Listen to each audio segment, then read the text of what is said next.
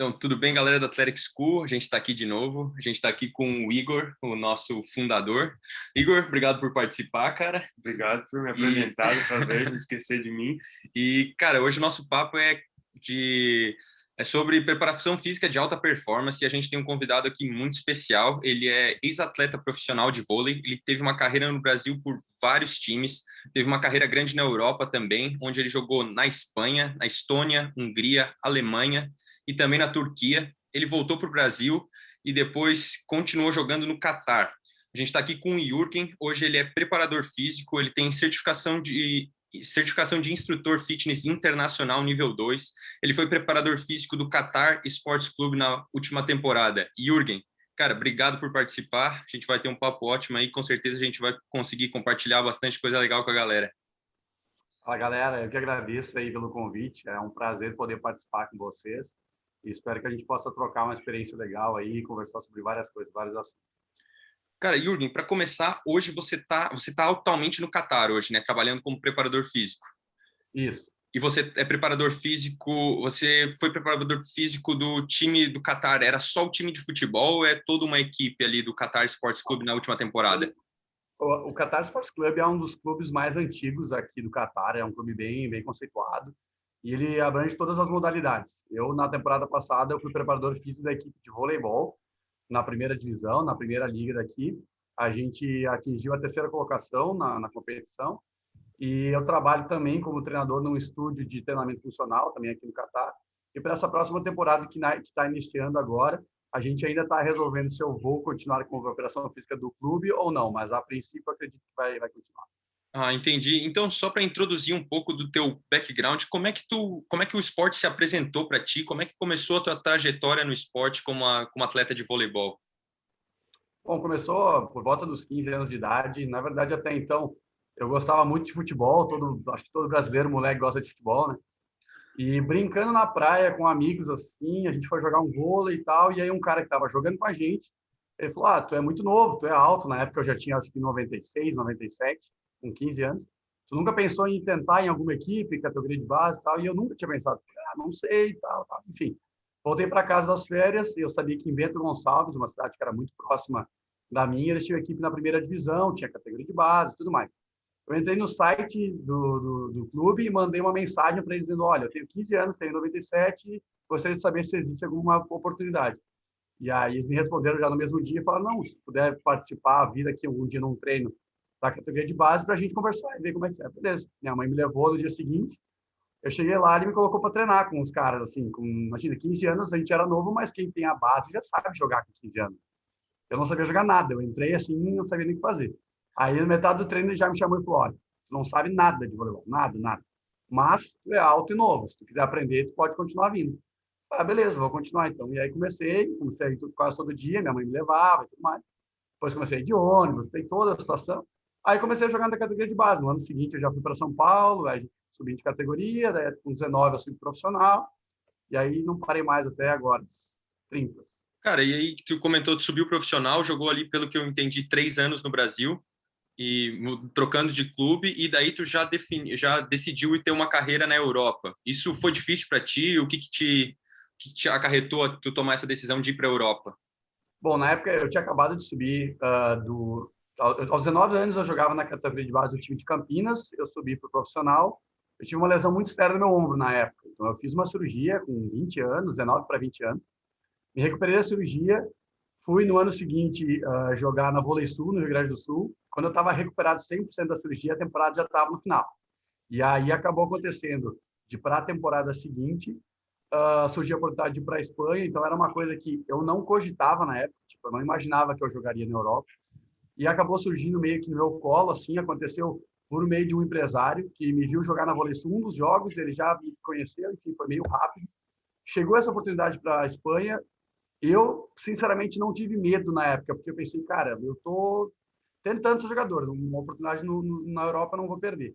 Para minha família já foi mais difícil, eles, tem certeza, tu vai para lá, assim, tu não conhece nada. Enfim, acabei decidindo ir, foi uma experiência legal. A partir da Espanha, eu troquei de 5, 6 países, todo ano eu ia para um país diferente. Caramba, bem legal. E, cara, quando tu estava na Estônia, tu também teve uma lesão no ombro, certo? Tu voltou... Não, Na verdade, eu tive essa primeira lesão aos 19 anos, me recuperei de cirurgia, eu tive que fazer uma nova cirurgia, eu fiz duas, e aí então eu fui para a Europa. Quando eu fui para a Europa, eu joguei na Espanha, normal, não tive nenhum tipo de lesão, o ano foi bem tranquilo. No ano seguinte eu fui para a Estônia e eu tive um problema bem sério com o visto lá. Na verdade, a história é bem cabulosa, assim. A Uhum. polícia parou a gente, o meu visto não estava pronto, o clube não tinha aberto o processo e tinha me dito que tinha aberto. Então, a polícia meio que me prendeu lá por um tempo. Eu tive que sair do país quase que deportado. Eu não fui deportado, mas era porque eu não tinha visto. Então, eu acabei voltando da Estônia porque eu tive problemas com o lance do visto mesmo. E aí Ah, eu entendi. voltei. Só que como eu tive esse problema lá, eu voltei para o Brasil. A diferença de fuso horário, a temporada tinha dado tudo errado, tinha passado por essa experiência meio difícil com a polícia. Então, eu estava bem abaixo do peso, estava fraco. E voltando a 2 anos de uma cirurgia de ombro, quando a gente está fraco fisicamente, então a gente acaba tendo a volta das dores, né? Então, no ano, por exemplo, que eu fui para Itajaí, eu tinha acabado de voltar da Estônia, eu estava bem abaixo do peso, eu estava bastante fora de forma em relação a fisicamente. E aí, nos primeiros treinos ali em Itajaí, foi questão de primeiro jogo, eu não me lembro exatamente, meu ombro começou a doer bastante e eu já comecei a ficar preocupado que talvez eu fosse me lesionar seriamente de novo.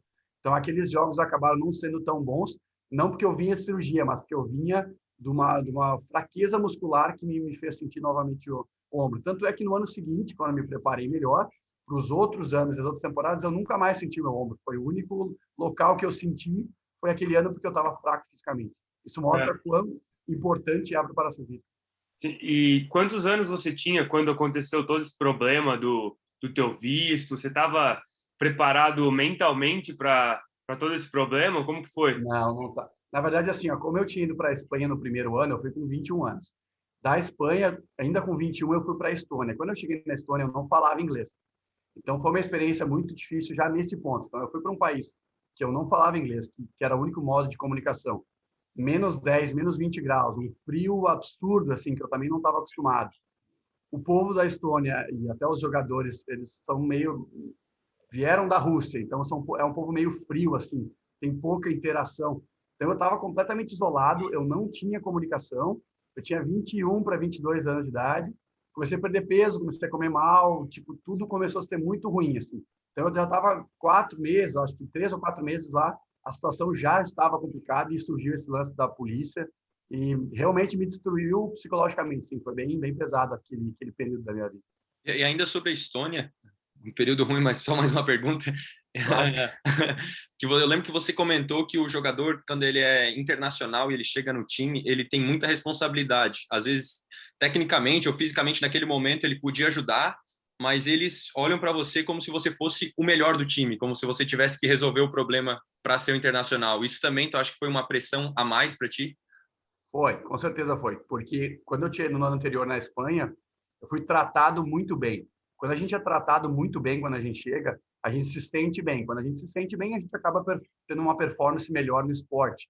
Eu não me senti bem tratado na Estônia, então eu já comecei meio que tendo que provar que eu era um cara legal só para ter alguém próximo de mim, sendo que na Espanha eu já era tratado bem mesmo quando eu cheguei.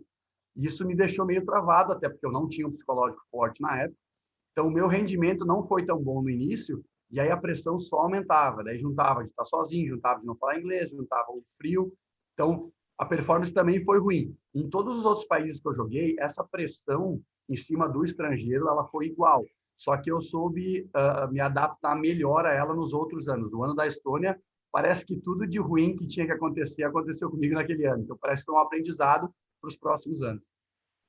Cara, então, agora entrando mais em preparação física aqui, a gente aqui na Athletic School, a gente gosta bastante de falar da mentalidade, né, da mindset, de como isso faz diferença ainda mais no alto rendimento, porque fisicamente os atletas acabam às vezes se igualando, tecnicamente todos são muito bons, mas a mentalidade, a mindset, às vezes é uma diferença muito grande entre uns e outros.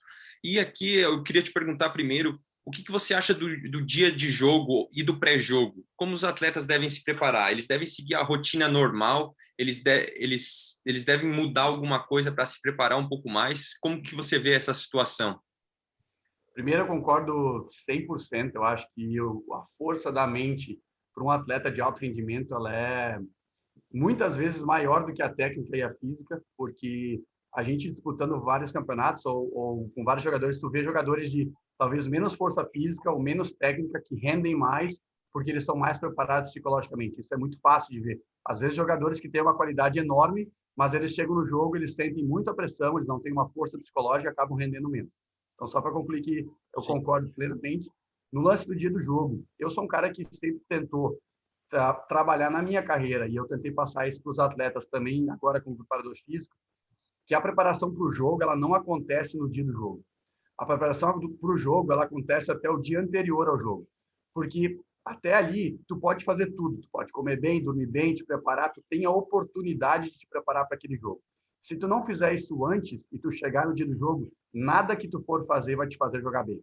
Então, a tua preparação até o dia anterior é o principal. Chegando no dia do jogo, tu estar tranquilo, porque se tu fez o que tu deveria fazer, se a tua consciência está tranquila de que tu deu o teu melhor até o dia anterior ou até o mesmo dia do jogo, tu entra na quadra com a sensação de tipo, o que eu poderia ter feito, eu fiz. Ou dentro das minhas limitações, eu fiz o que poderia. Então agora eu vou dar o meu melhor dentro de jogo. Então eu sou mais da parte de que a preparação, ela pesa muito mais do que o pré-jogo ou o dia do jogo.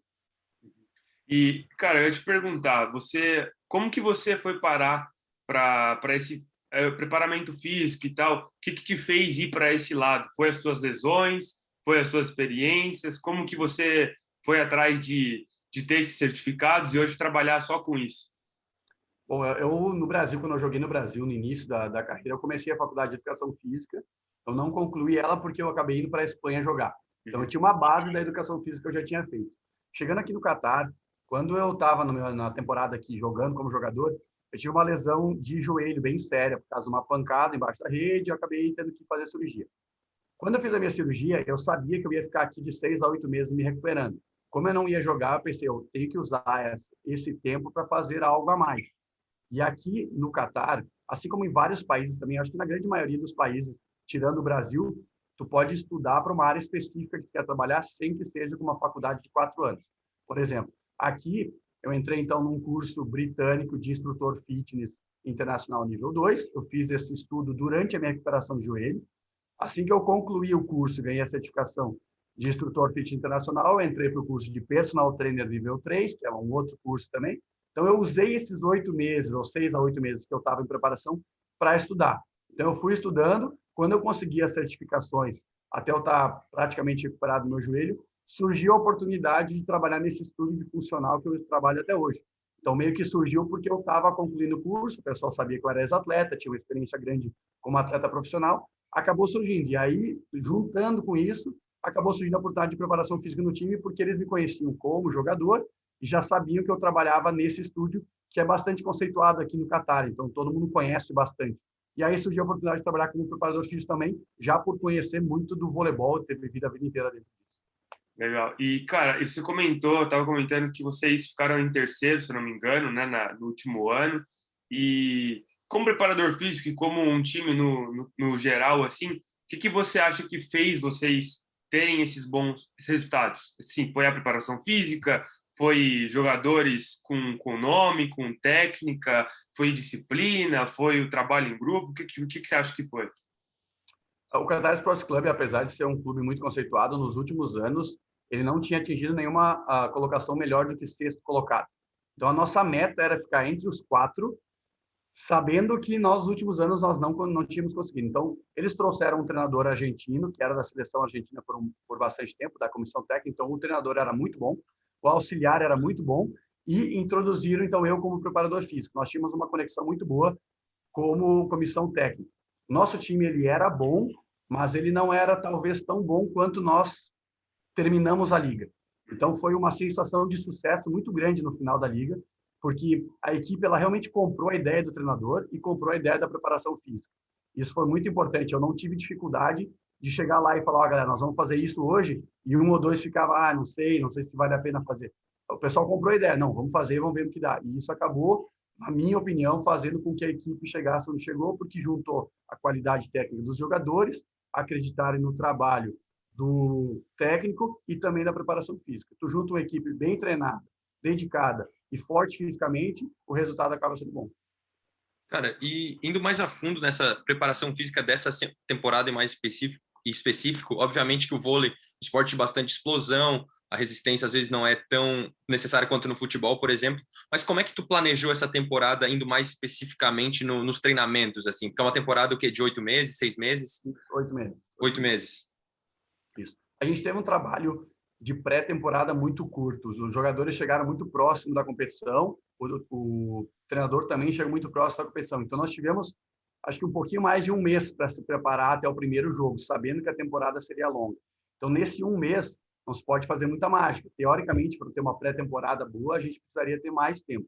Mas, enfim, a gente trabalhou no início um pouco de adaptação com os atletas que estavam vindo de férias bastante tempo sem ter preparação física. Logo depois, a gente fez um período de hipertrofia, mesmo que curto, para ter um ganho de volume muscular ou de hipertrofia mesmo, até o início das competições. Quando a gente chegou no início dos primeiros jogos, eu mudei o trabalho para um trabalho de força. O trabalho de força no voleibol ele é muito importante, porque ele não te gera muita dor muscular pós-sessão, no dia seguinte, e ele aumenta a tua força, que, como tu mesmo comentou, no voleibol, a explosão e a força, ela é muito importante. A resistência ou o trabalho de cardio a longo prazo, ele também não é tão importante, porque o nosso trabalho dentro do voleibol é de 30 segundos, é de 20 segundos. Tu faz o teu máximo e descansa, faz o teu máximo e descansa. Enfim, nós fizemos um trabalho durante a temporada, quase que até a metade, ou um pouco mais da metade, só de força. Então, nós malhávamos poucas repetições, não fazíamos muitos exercícios, mas força máxima. Os atletas usavam o máximo que eles podiam naquelas repetições, poucas repetições. Chegando próximo da parte final do campeonato, onde o time está mais cansado, onde a gente precisa elevar o máximo que a gente pode o atleta, a gente diminuiu a quantidade de carga e trabalhou com a potência dos atletas. Então, a gente fazia movimentos rápidos, trabalhos com repetições um pouco maiores, mas de explosão, com movimentos que faziam com que o atleta usasse a velocidade com força, que é também o que a gente usa no voleibol. E aí a gente foi usando esse trabalho de potência até os últimos jogos. Então, foi adaptação, hipertrofia, força máxima e potência. Cara, e assim, eu queria te perguntar, porque tenho certeza que tem muito jogador aí que, sei lá, às vezes no meio da temporada ele quer fazer força, ele quer fazer hipertrofia, né? E como convencer esses caras de que, pô, que você, teoricamente, que você tá certo, né? E que ele deveria te seguir, não seguir qualquer coisa que ele viu na internet ou alguma coisa assim, porque são detalhes, né? São detalhes pequenos, mas que fazem uma grande diferença no final da temporada, né? Então, como que você faz para convencer esses caras? Ainda mais você jogando num profissional, né? Cara, provavelmente tem cara que deve falar, esse cara não sabe de nada, né? E com certeza isso deve acontecer com você. Então, queria saber o que você acha disso. Sim. Principalmente com atletas que já têm muitos anos de carreira ou que já são muito conceituados, que já são bons, né? Há muito tempo. É muito difícil tu chegar nele e passar um trabalho que ele não está acostumado a fazer, ou que ele não acredita em fazer. Então, o primeiro passo que eu fiz, principalmente com os profissionais ou com os melhores jogadores, os titulares do time, foi sentar e conversar. Como que foi a tua preparação física no ano anterior? Como que tu gosta do sentido do trabalho da preparação física? Quando eu tinha esse feedback deles, eu conversava e tentava adaptar o meu trabalho dentro do que eles estavam esperando mais ou menos. Porque eu não posso chegar num atleta que vai resolver o jogo, ou que ele supostamente vai estar lá dentro para resolver o jogo e falar, tu tem que fazer esse exercício desse jeito. Ele fala, eu não gosto, ou me dói. Eu falo, não, tu tem que fazer. Eu não posso fazer isso, porque a cabeça dele e o psicológico dele também é muito importante para o jogo. Se ele chega no jogo falando, porque ontem a gente fez um trabalho que foi demais, eu não na academia, estou quebrado hoje. Ele já entra com um pensamento negativo dentro do jogo.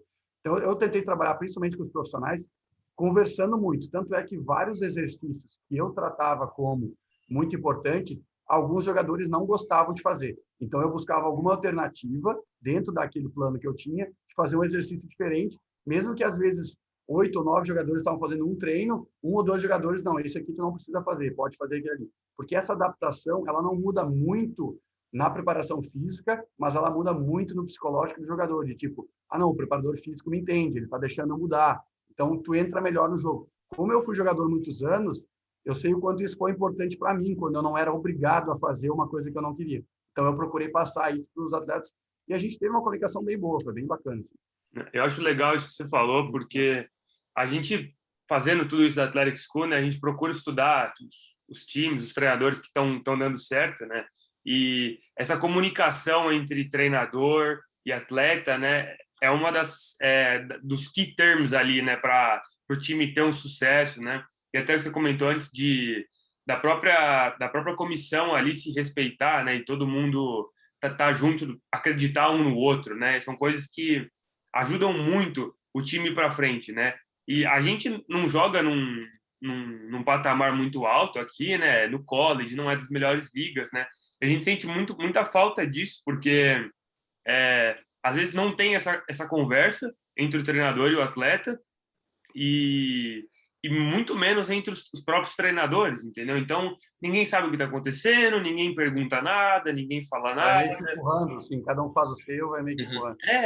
Cara, a gente fica, às vezes, fica até louco, assim, pô, mas tá perdendo e ninguém faz nada, entendeu? Tipo, não muda nada, ninguém pergunta, tipo, os treinadores não tentam mudar nada, que eu acho que, às vezes, até um problema do college, né, das universidades aqui, porque eles não vão muito pelo resultado, né? Assim, se você está perdendo, mas o pessoal está vindo assistir o jogo, é o que importa, né? Então, a gente já tem uma cabeça um pouco diferente, mas muito legal isso que você falou, porque, cara, a gente conversou com o Feijão, que é treinador aqui, com uma outra treinadora de tênis, e, tipo, meu, tem muito... Essa conversa ali, às vezes, é muito melhor que, sei lá, um treino técnico ou um treino assim, assado, entendeu?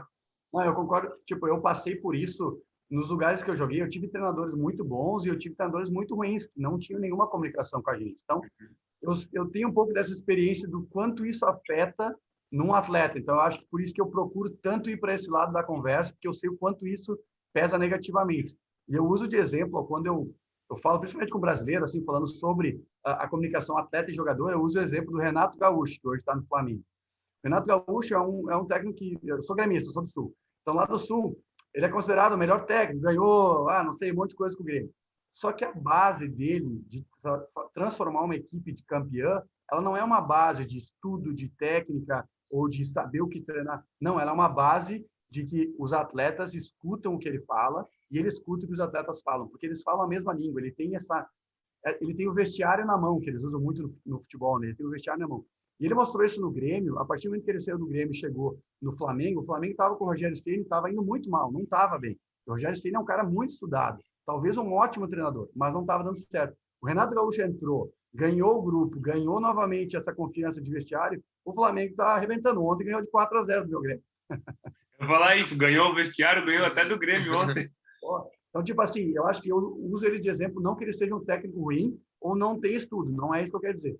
Mas ele é um cara que ganha muito mais pela comunicação limpa e clara com os atletas e a confiança do que por um treinamento bem feito. Talvez existem técnicos que têm um treinamento ótimo, a montagem de treino perfeita, mas os atletas não acreditam no que eles estão passando ou não tem essa comunicação, o time acaba indo mal. Cara, e ainda mais na preparação física que tu falou, né? Que eu imagino, chega um cara ali com 32, 33, às vezes 38 anos, nunca fez esse tipo de treinamento na academia, talvez seja o melhor treinamento do mundo, mas ele nunca fez antes. Então ele chega nessa temporada e tu quer mudar tudo para ele.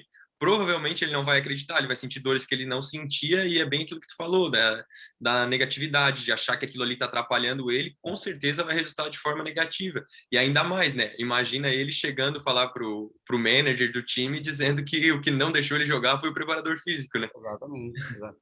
Tinha um caso nessa última temporada, um dos atletas profissionais, ele era búlgaro.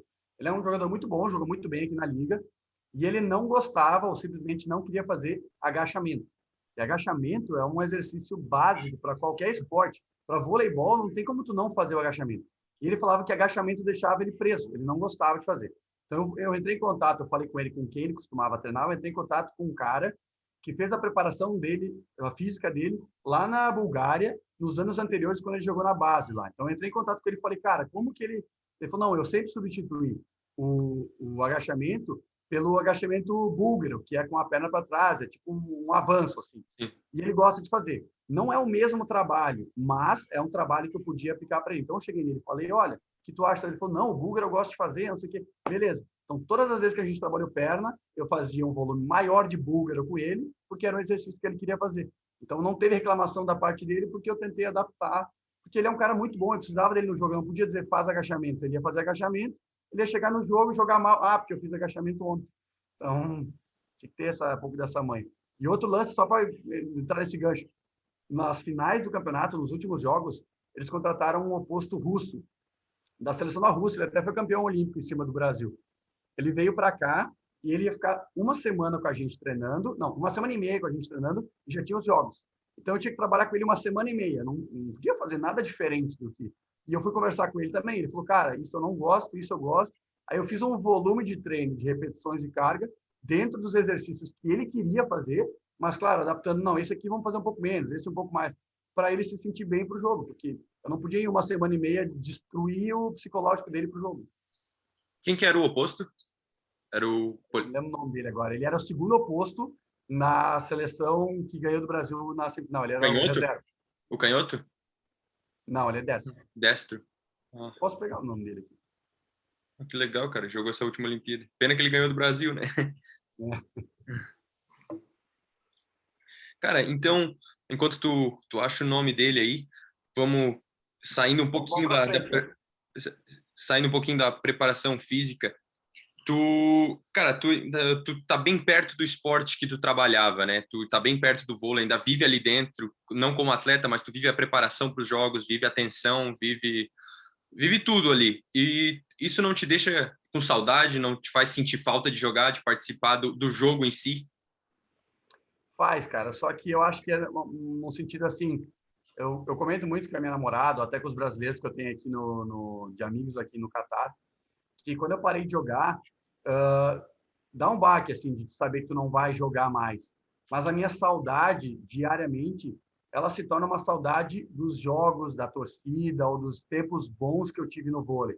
Mas se tu passar para o teu dia a dia do vôlei, as coisas que eu passei, ou o treinamento diário, essa insegurança de todo ano tu não saber se tu vai ter um rendimento financeiro suficiente, ou se o ano tu vai ganhar bem, essa parte ela me incomodava tanto, e eu já estava num período de que aquilo me desgastava tanto, que hoje, quando eu tenho uma segurança financeira, trabalho com o que eu gosto, eu não consigo trocar o certo pelo duvidoso. Então, hoje mesmo, se me surgisse uma proposta, vamos dizer, do Brasil, alguém me liga, vem jogar Superliga. A gente sabe que não vai acontecer. Mas se fosse acontecer, eu não faria. Eu não largaria para voltar a jogar, porque, para mim, é diferente para cada um. Mas, para mim, hoje, essa segurança de ter um trabalho, de fazer o que eu gosto, e de estar financeiramente estável, vale muito mais do que o sonho de jogar vôlei. Porque eu vivi esse sonho por 10 anos. Eu joguei em vários países, eu tive essa experiência boa. Mas é uma experiência que ela talvez não acabasse agora. Hoje eu tenho 30. Talvez não acabasse com os 30, mas ela ia acabar com 35, com 36. Em algum momento ela ia acabar. Então, agora eu tenho algo fixo. Por que eu vou esperar até os 36 para talvez ter algo fixo depois? Então, eu acho que essa estabilidade me trouxe mais para o lado de fora do voleibol e não me deixa ter tanta saudade assim de jogar. Cara, com todos esses anos jogando aqui, lá, quais lições que você aprendeu como jogador que você tenta, não só na sua vida pessoal, mas você tenta passar para os seus atletas hoje em dia? Uma delas é o que a gente comentou antes, dessa preparação até o dia do jogo, né? Que é o mais importante, é se preparar e não jogar em si, a primeira coisa. E eu acho que dentro do esporte, o foco no que tu quer, não só a curto prazo, mas a longo prazo. Tudo que tu faz hoje, amanhã ou depois de amanhã, vai refletir, vai transformar a tua vida para o que tu quer no futuro.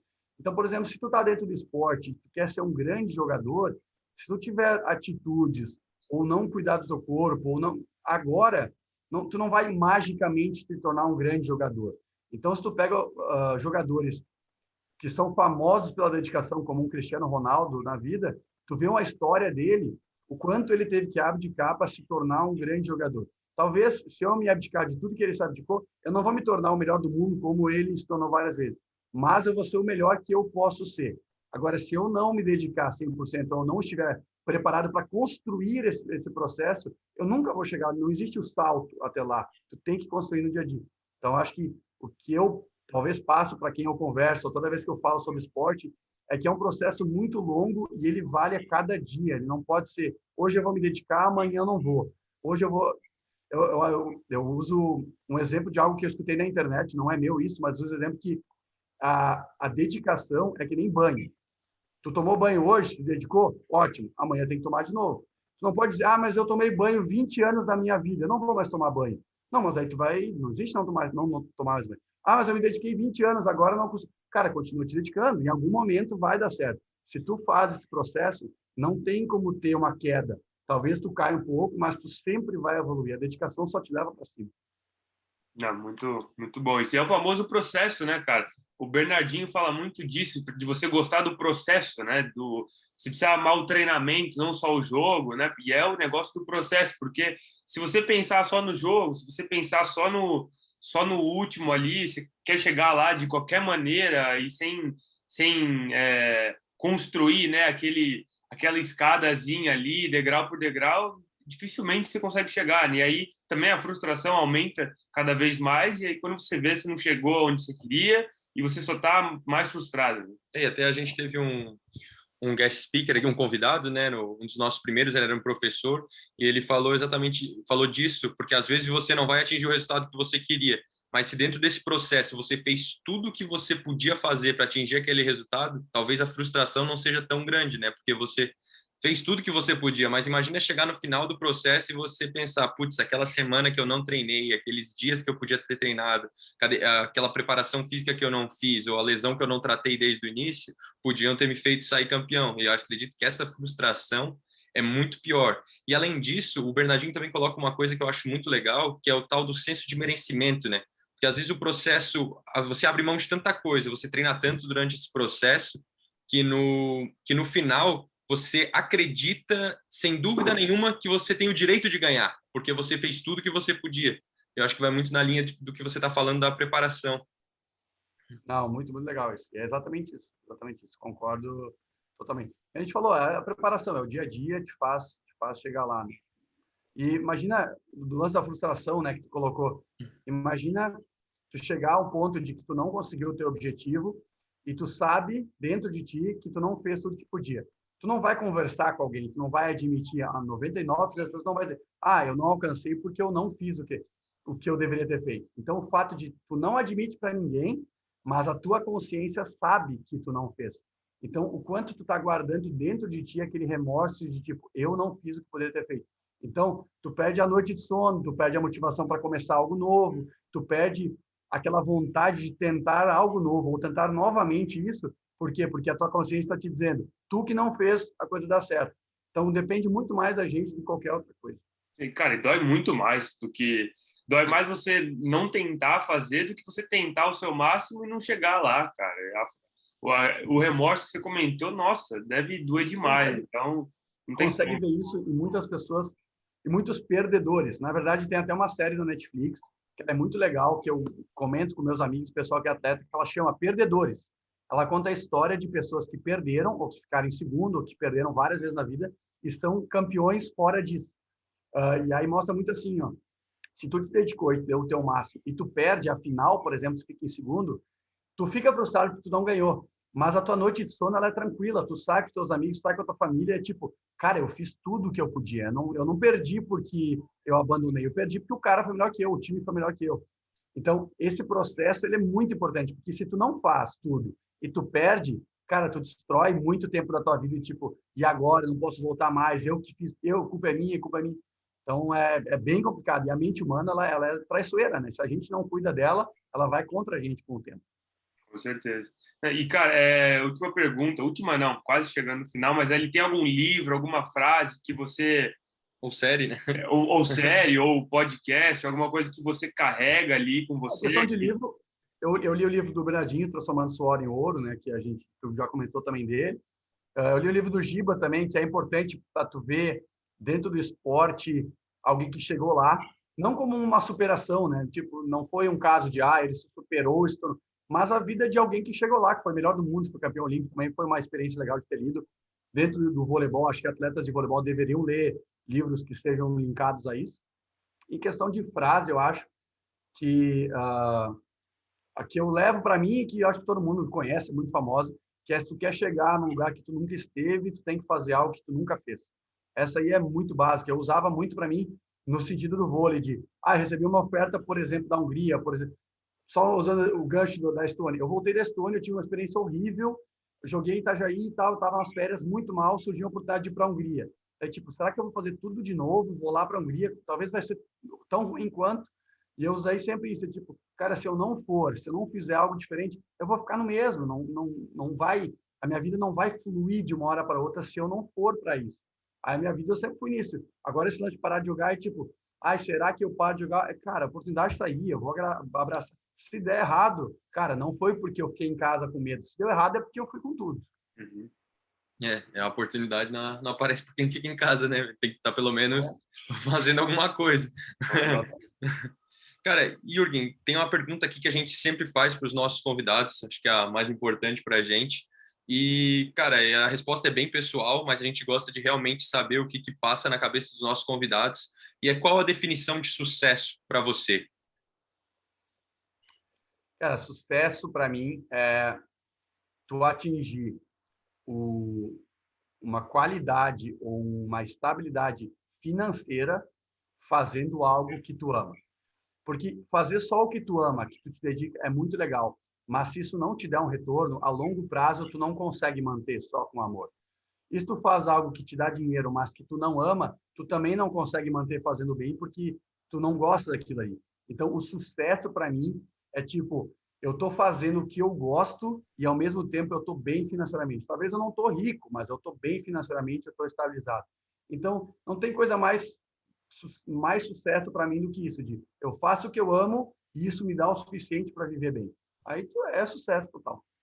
Cara, eu gostei muito porque, cara, é difícil alguém que fala, que às vezes coloca o lado financeiro como sucesso também. Às vezes a gente tem até um pouco de preconceito com isso, mas eu concordo muito, porque essa estabilidade, até a gente que vem para os Estados Unidos aqui, a gente vem em busca disso, porque a gente não tem mais aquela rotina de ser profissional, mas a gente vai ter um diploma depois, está jogando esporte que a gente gosta, e depois, se quiser ser profissional, ou se quiser uma carreira, a gente vai ter as opções, ou até ser profissional por uns anos e depois seguir a carreira.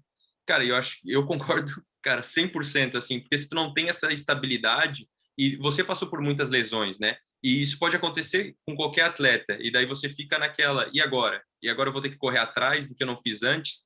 E eu achei muito legal a tua definição, cara. É que eu tive muito isso durante o vôlei, de fazer o que eu amava, mas o financeiro... Eu sempre, tipo, eu ganhei bem na época do vôlei, eu nunca fiz dinheiro, mas eu não passava nenhuma necessidade. O dinheiro que eu ganhava no vôlei, eu ia tranquilo. Mas o fato de saber que o vôlei ia acabar dali na frente e eu não estava fazendo um pé de meia legal, me deixava tipo, cara, até quando o amor é o suficiente? Porque é legal fazer o que tu ama, mas, cara, só o que tu ama não tem como. A vida depende do poder financeiro. Então, aí eu entro no lado do sucesso, precisa ser o que tu gosta com o que te dá um poder financeiro. Tu tem que achar algo que entra naqueles dois ali.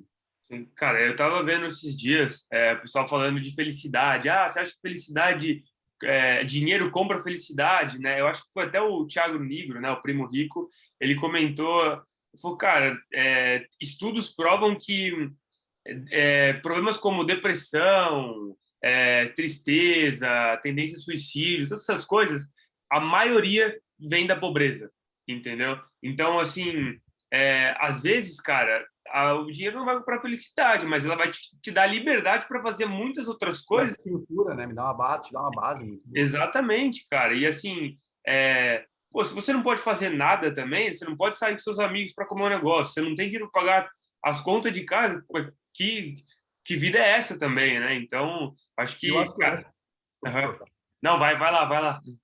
não, é que, só para entrar nessa história, eu acho que o lance de dinheiro não traz felicidade em relação a ricos que têm depressão e tudo mais.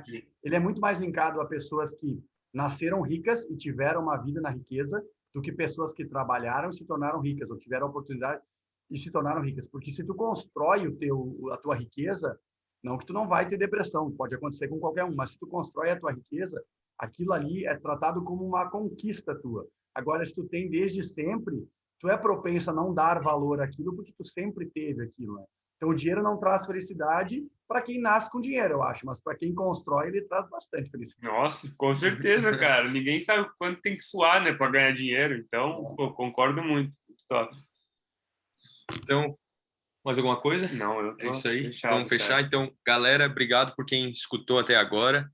Obrigado pela participação. Jürgen, eu vou te deixar com a palavra aqui, se tu quiser divulgar alguma rede social tua ou algum recado final para o pessoal que vai escutar a gente, que escutou a gente aí até o final. Bom, queria agradecer mais uma vez aí pelo convite, foi muito legal participar. Desejo todo sucesso no mundo, eu acho que é muito bacana o que vocês estão fazendo, eu acho que tem que persistir o máximo possível. É um processo e, com certeza, que nem eu falei, o processo, ele, em algum momento, ele te traz muito sucesso. Estou muito feliz de ter participado, obrigado por tudo. A minha rede social é Jürgen Rumes, meu nome e meu sobrenome. Se alguém quiser seguir aí, eu vou acompanhar vocês também. Tamo junto. Valeu. Fechou, Jürgen. Obrigadão. Valeu, obrigado.